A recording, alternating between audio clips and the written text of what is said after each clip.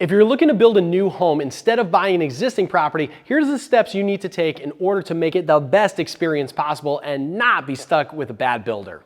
Okay, so tip number one, the first thing you need to understand is that there's two different ways that you can go about building a home. Number one, you can actually go to a builder that has a predetermined subdivision that's already started, or they've already got a house that's already completely built. It might be 90 days out, it might be even 6 months out, but it's very close and it's already in the process. Here's the key, they've already dug the foundation, they've already started framing the house, and maybe you can make some changes on the inside, like what kind of floors you want, what types of cabinets, countertops, paint colors, etc. Most people tend towards this scenario. Why? Because finding land, meeting with architects, surveyors, engineers, getting construction to permanent projects done, all of that is very complicated. If that's not for you, which we'll talk about in the second part of this video, then go ahead and just watch the first part of it. Okay, so let's talk about this. Most people want to go and they want to meet up with a builder and they want to pick out an existing model or models within a subdivision that's already pre-made. Great, this is fantastic.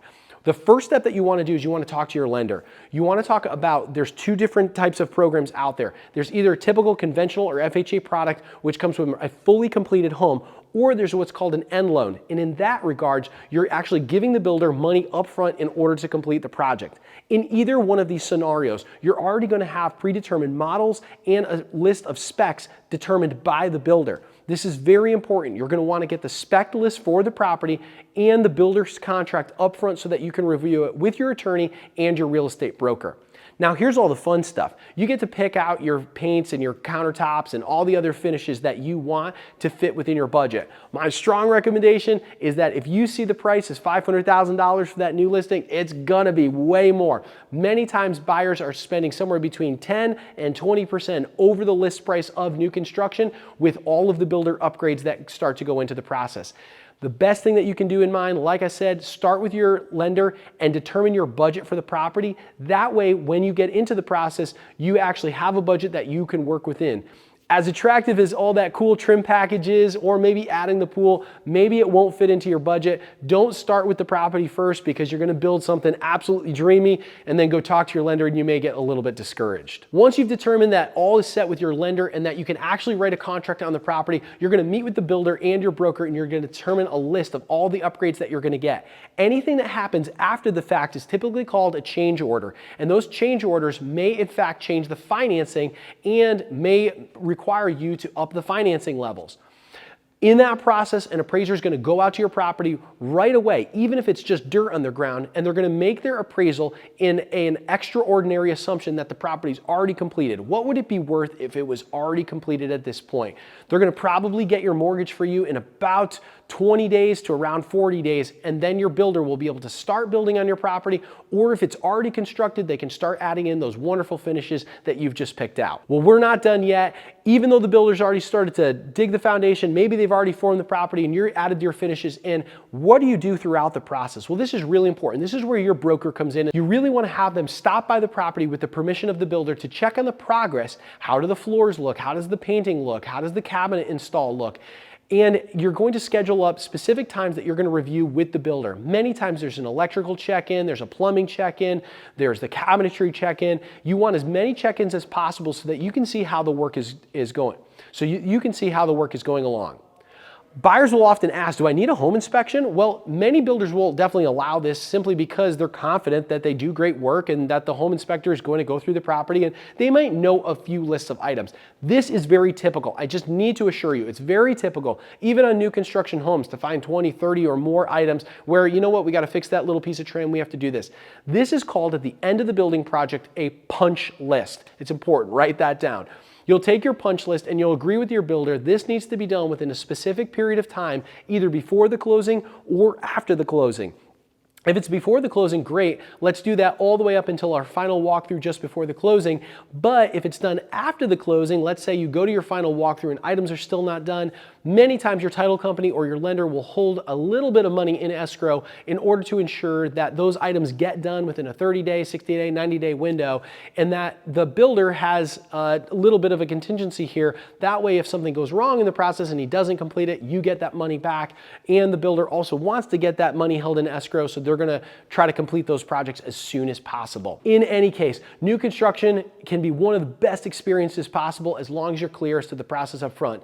Talk with your broker, make sure that they're educated about the process of building new construction. If they're not, make sure that they actually work on a team where others in the team are very educated or the team leader's educated on new construction as well. Okay, if you're not planning on building your own home in the process, you can stop watching the video, but I'd love if you could subscribe, click that little bell up on top so you get more great videos like these. And now, if you want to learn how to build your own property, keep watching. Okay, so let's say you don't want to go to a builder who's already got a predetermined property. You want something that's not so cookie cutter. You want to design it your own. That's awesome. All right, so in this process, the first thing that you're going to want to do is get as much inspiration going. You probably have talked to your significant other, or maybe you're building it yourself, and you've got this inspo board from Pinterest, and you've been on a couple of YouTube videos, and you've watched people building properties. That's awesome. I want you to take everything that you've got down and put that into a document. Everything about the kitchens, the dining rooms, the living rooms, everything that you want to see in that property. And now we're going to start getting some traction for you. The first step that you're going to do is you're going to meet with your lender. You have to do this because now you're going to determine a budget, because what you're going to decide on the size of your house, etc., is going to be determined by what you can afford. So start with your lender. Once they determine for your construction to permanent loan what you can afford, then you're going to have an actual budget to work with.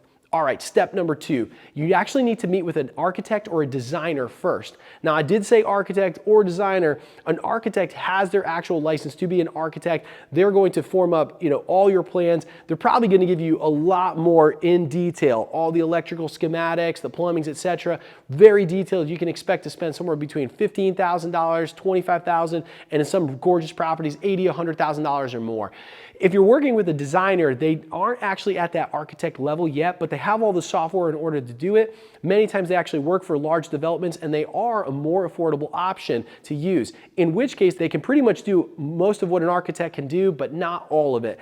In which case you want to determine which one to go with. If you're looking to save a little bit of money, a designer is a great opportunity. Okay, so step number 3, after you've actually met with your lender and you've met with an architect or a designer, your next step is going to be to meet with your real estate broker in order to find some land that you'd actually like to build on. This is a great process, lots of fun. You get to go look at a bunch of lots, but I would also incorporate adding in a builder and getting interviews of builders. So here's how I started.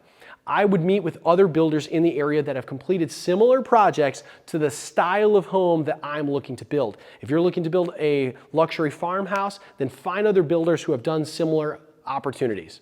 So find a builder who's done similar projects to the one that you're looking to do. Show them your inspiration board that you've been working on for a long time. Talk about your budget and see if it fits within that. Be very specific about it, because many builders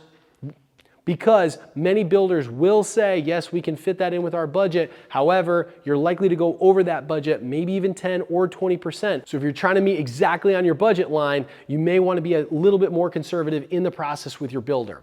Once you've interviewed builders, ask for a list of references and recommendations. Ask to go see some of the properties that they've already built before. Many times I've walked some of the properties that other builders have built so I can see the quality of it. Talk to the owners. Do you like it? Were they really good once we closed on the home? Did they leave you hanging? Many times builders will give you some of the best people who they've worked with, and you might want to even do a little bit more research by talking to other brokers in the area to see if they know that builder and to see if any other work that he's done in the past. If you really want to go deep and get Sherlock Holmes on this, go ahead and call some of those other properties that were built that the builder didn't introduce you to and ask them about the process as well. Getting a really good comprehensive understanding as to what you're going to do, because you're going to be working with this builder for probably 9 months, 12 months, or even longer. All right, now that you've met with your lender, you've met with your designer or architect and your builder and your broker at the same time, now it's time to find the lot, run it through with your builder, talk about actually purchasing the property from the seller, and then sending all of the documentation you could possibly need over to your lender.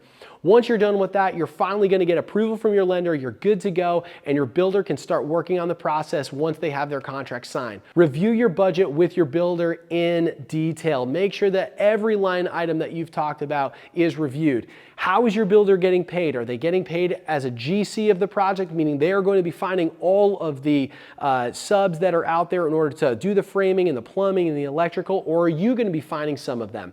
Is the builder actually going to act as a construction manager or a CM, and they're going to get a percentage of the actual build cost, and they're just going to review everything to make sure that all of the timing fits together? There's many different ways that you can structure that. A GC typically does everything on their own. They will not ask you about anything unless it's personal preference items. Hey, what color do you want this cabinet, etc.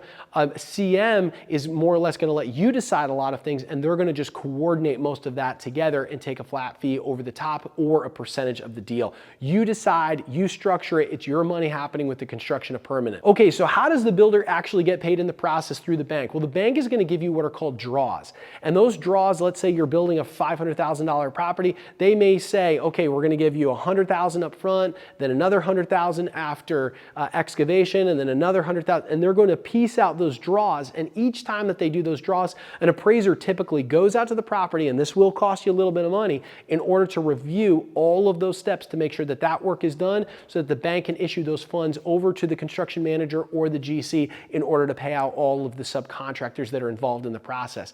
This can be a lot of work. It's going to take a lot of personal work on your part, depending on how much you've actually got your CM or your GC involved in the process. I would say review and go to the site as much as possible to make sure that the work is done.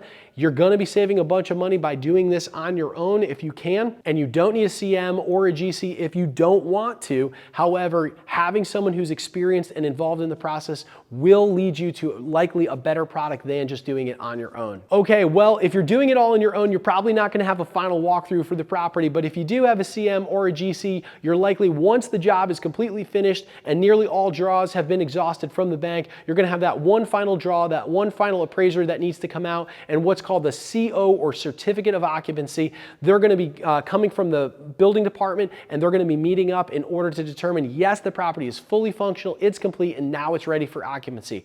Once that occurs and the final draws have been done and you close on the property, now it's time to move in. Thanks so much for watching this video. I hope this has been super helpful. If you want more real estate advice, whether that's on how to buy a home, how to sell a home, or how to be a better agent, go ahead and subscribe to our channel, click on that little bell, and we'll see you on the next video.